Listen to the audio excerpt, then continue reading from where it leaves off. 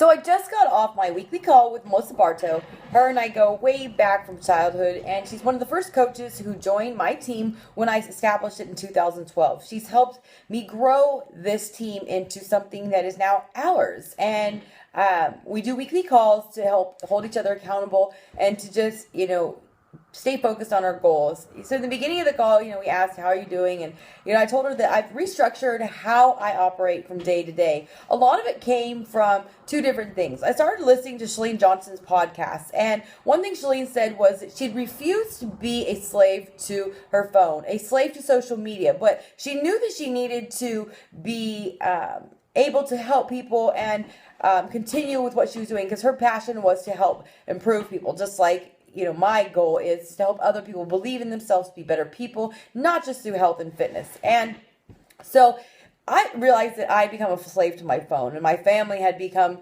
a slave to the schedule that I, was keeping, and, work became first, and I thought that's what I needed to do, and I was slipping back into old habits, even though I now love what I, do versus hating, working in the insurance industry.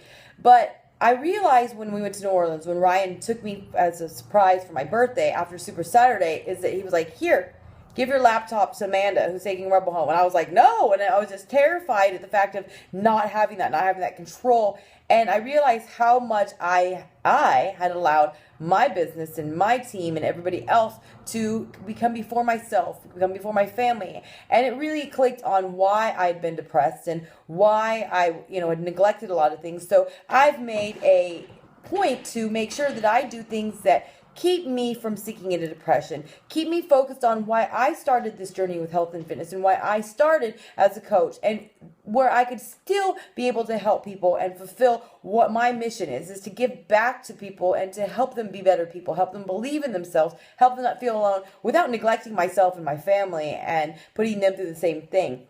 So I wanted to read to you because I thought it was interesting that today I was reading The Power of Nice. I'm almost done with it. And in chapter 6, it talks about don't be afraid to set boundaries. And I realized when I was in New Orleans is that, I was so distracted those first day about I had to respond to people, and I had coaches asking me questions who knew I was out of town, or other people who, maybe didn't know, but I just thought they needed that response right then. And because I'm a yes woman and I'm somebody who likes to be accommodating, and, one of my best friend's husband said the other day to her, because she's the same way, stop accommodating everybody else. Stop it. And so I think we do that. We want to be fixers. We want to be liked. We want to be, deemed as, being handy and being somebody who is reliable, but at the same time it can only go so far. So it says right here, years ago, Linda, who's one of the authors of this book, told an editor that she needed to begin work on a particular project at 8 a.m. the next Monday.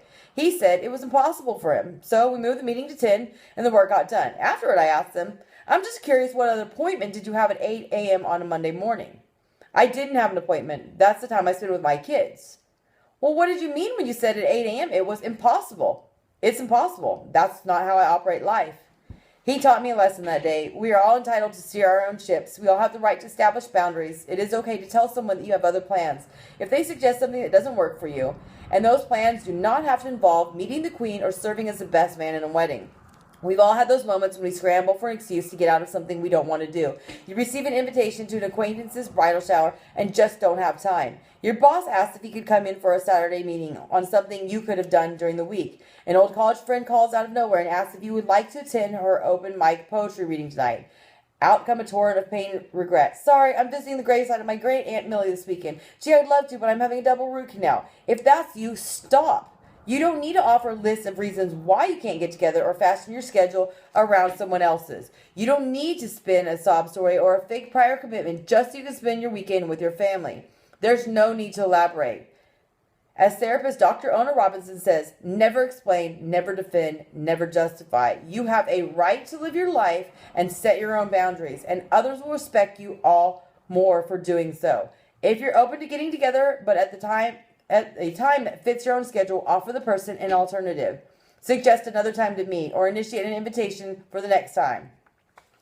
So one of these things that they say at the end of these chapters are things to help you put into practice what you just learned. So, I love how it says, well, it says right here, Nice Cube, the courage to be honest. Is there something that you're refraining from saying to someone because you fear the truth would hurt their feelings? In situations where we feel vulnerable, it's easy to just keep our game face firmly fixed. If you're used to hiding behind a mask, try lifting it gradually. Being honest and forthright can sound great in theory, but what about situations where you have to tell an uncomfortable truth? Robin had a boss who asked his employees to do this exercise. Next time you're worried that someone is going to be upset at your honesty, imagine that you're right. You tell them the truth and they hate you for it. What will happen? Will you lose the account? Lose your job? Will your wife or husband walk out on you? Will you have to sell your home? Will you be sentenced to death? We didn't think so. By imagining how bad the consequences can be, you'll usually find that they're not that bad, therefore putting your own fears into perspective. So next time somebody asks you to do something that you just don't have time for, or you won't be able to actually give 100% to, and that's what you like to do, just be honest with them. And if they can't respect your time, they don't respect your family time, your private time, your personal time, or that you have the right to say no when asked to do something, then you don't need those people in your life. I'm telling you, you don't need those people in your life. And when you stop putting up with those type of people, you will find the right people are attracted to you, and your life will get significantly better. So I hope that this message helped you in some fashion or form.